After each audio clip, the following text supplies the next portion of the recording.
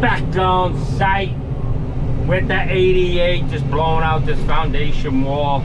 Got a lot of it banged out. Going into it in the face, like so. We're always got to take this down a couple feet to get the grade right. Just been pounding in the face here. It's a big foundation wall.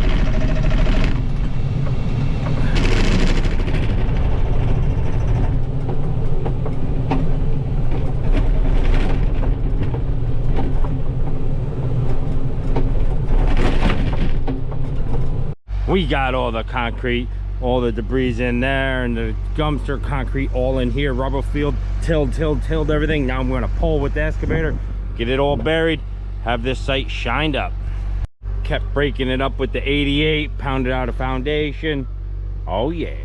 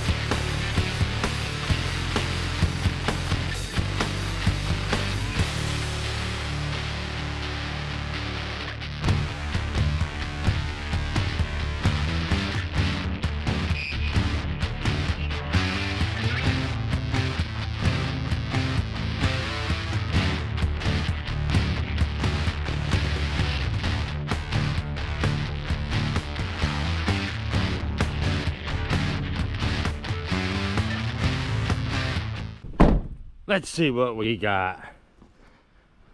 All right, we're graded off. A little high there, so that's gonna come down, but obviously this is so we could get, we're a week behind because of this mess that we ran into. I can't tell you guys how much concrete I moved, and then kept breaking it up into smaller chunks and this and that. That 210 is a beast. It just takes such big pieces and pulls it with ease that you just don't realize how big they are. And you're like, well, I can't rebury that. I got to break it up. And then I just snapped it up. Still got this number 9 pier here.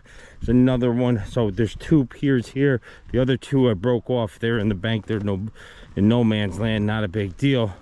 So the other one's like right here. There was 6 bars in this thing. This stuff is nasty crazy. Our septic's approved septic's over there. We got our well. We'll probably come in the driveway here, the garage on this side of the house. A lot of fill on this job. We're going to bring in clean fill, cover the top of that better, and then everything around the house. So this lot's going to be in good shape. Took a lot to get to this point. It's really hard on the machines, like the dozer and stuff. You just got to go easy. You get into it hard, you start ripping and tearing and breaking stuff. You could even bend track pads. So, you know, that 210's so fast, when you bring the arm into it, you can shoot them things right into the cab. I mean, it's literally, that thing is, I mean, it's insane. I love it. Kobelco. Kobelco.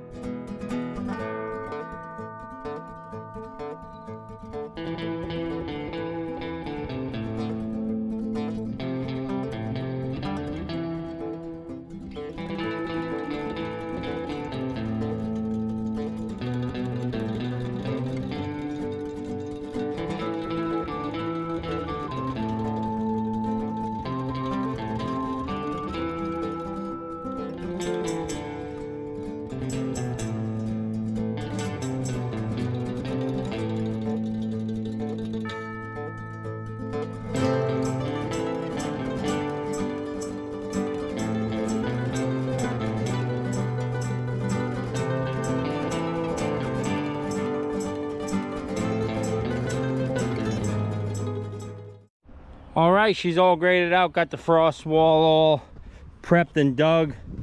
Now I got an overall setback of 30 foot each on that line, so I just pull my string to get that center line, because you will lose that with the over dig.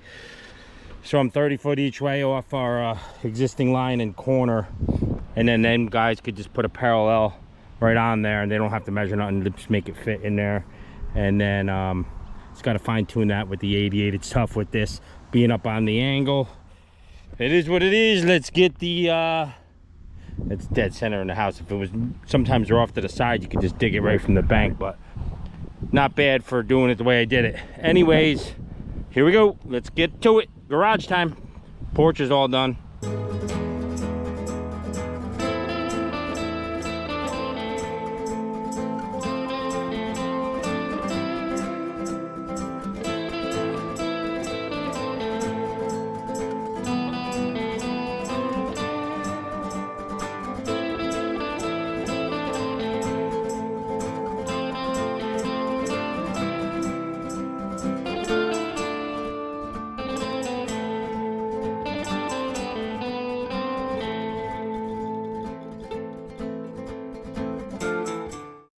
Oh, she's looking good. All graded out. Got a little fine tuned in the morning. 4th of July, I'm gonna come back and cut those rebar down and just fine tune that frost wall with the 88. I'll take the hammer off and get the little bucket in there, and I could get down in the hole with that. Just get that trued up and call it a. They're coming Friday, day after 4th of July, to put the footings in, so I gotta have it right. One little hump there, and knock that out in the AM.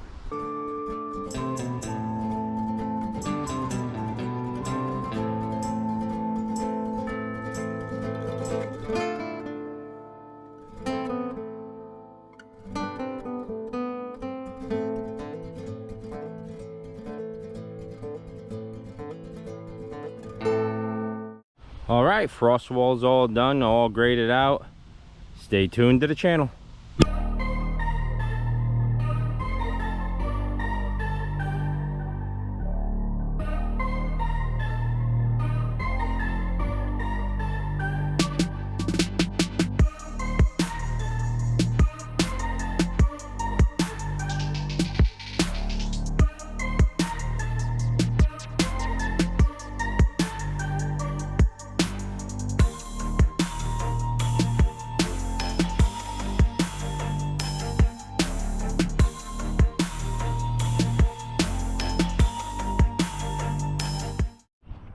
Oh yeah, we got the pipes, we got the stone, we got our sort and water marked out, ready for the walls.